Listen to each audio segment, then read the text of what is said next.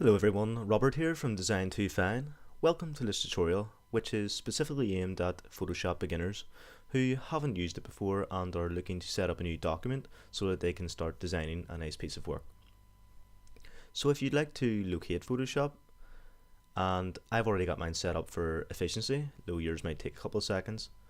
Once it loads up, you might find that the new document window pops up automatically, though if not, like mine, it's as simple as going to the top left to File and New. If it's your first time using Photoshop, like I say, the preset will probably be set at default Photoshop size, which if I press OK, as you can see, isn't very big. It might work for what you're designing, though it might not at the same time. So if you want more control over it, go back into the new window and change it. As you can see from just looking at this, there's quite a bit of features here, though I will talk you through them one by one to make it more clear. So first we come to name, and it's called Untitled 1. You can change this right now if you know exactly what you're wanting to call your design, though if not, you can rename it when you're saving it out at the end. Coming down to preset, again I just showed you what the size of the standard Photoshop size was.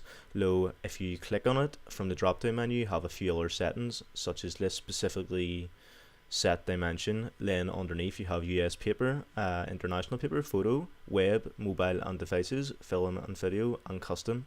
Custom's very useful if you're designing for a specific piece and you know the exact dimensions that you want to type in, which width and height will allow you to do essentially, which is very handy. Though if you're looking for some of the more familiar paper sizes, such as A4, you need to click on the International tab, like so, and this will bring up standard A4. Though if you click, you'll see that you have all your A, B's and C's to choose from, which is again very nice feature. Currently the width and height will be set to whatever preset size you click on. So for instance, if I clicked on A6, as you can see the dimensions have now changed to that. I will use A4 for this tutorial though. Then we come down to resolution. Currently it's set at 300, and this is very useful as you'd want to keep it at 300 if you were designing for print. So if you were planning to get it printed off after at a printer's, generally you want to keep it at a highest resolution as possible. In terms of pixels per inch. Though if you're designing for online, say you wanted to design something for Facebook, Twitter, you know, any online media, you could essentially just design it at 72 pixels per inch, because this is required for screen. Then we come down to color mode.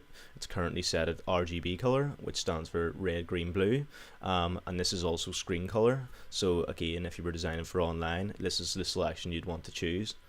Though if you were sending your design off to print, like I was saying originally, just make sure you have it set at 300 pixels per inch, and also change the color mode to CMYK color. This stands for cyan, magenta, yellow and black, and this is the color combination that printers use. So you basically always want to make sure that that's checked if you're planning on getting your design printed at the end. If you were to go ahead and design on RGB color, when you go and send it to the printers and get it printed off, generally your design that you have made will look a couple of shades darker in the actual printout you receive, which can be very frustrating, as I've found out in the past. So that's just a wee heads up to remember when designing. Then we come to 8-bit here. There is 3 options you can choose: 8-bit, 16-bit and 32-bit.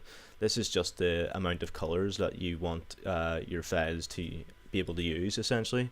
The new Photoshop has up to 32-bit, though previous versions have had 8 and 16-bit just previously. So if you don't see 32 there and you're using an older version of Photoshop, this is probably the reason. So then we come down to background contents, and currently it's set at white. So basically your canvas, once you press OK, will be just a pure plain white color, which is generally what I just tend to use. Then we have background color. So if you follow my mouse here over to the left, this is your foreground and background tabs. So if your background color was something other than white, that mine is currently, say orange, red, any other color, and you select background color, once you press OK, your canvas will be set to the color that the background color is over here.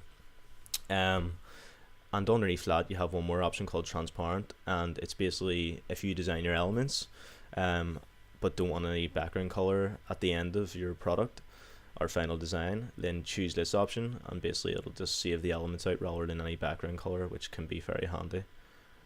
But for now we'll just keep it at white. Then coming down we have an advanced section. Now personally I never changed these at all, though if you have specific reasons to, then there is a lot of options that you can select from just in this panel, which will probably change the color modes, etc. For different devices that you may have.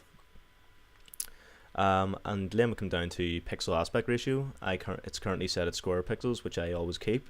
Though again, if you have specific instructions or reasons to change it, you have a few more options just in this drop down menu again as well.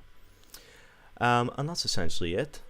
If you do like this setup and you would be wanting to use it a bit more often, you can go to save preset and type in a name for it, so it will always appear in this selection here, which is very handy as well if you're going to be using that type of preset often enough. But if not, then it's just a case of pressing the blue OK button here, and as you can see, the A4 preset document size that I selected has popped up, and that's basically you're ready to now start designing a nice piece of work. So I hope this tutorial was very helpful and easy to follow, and I look forward to bringing you many more. Thanks.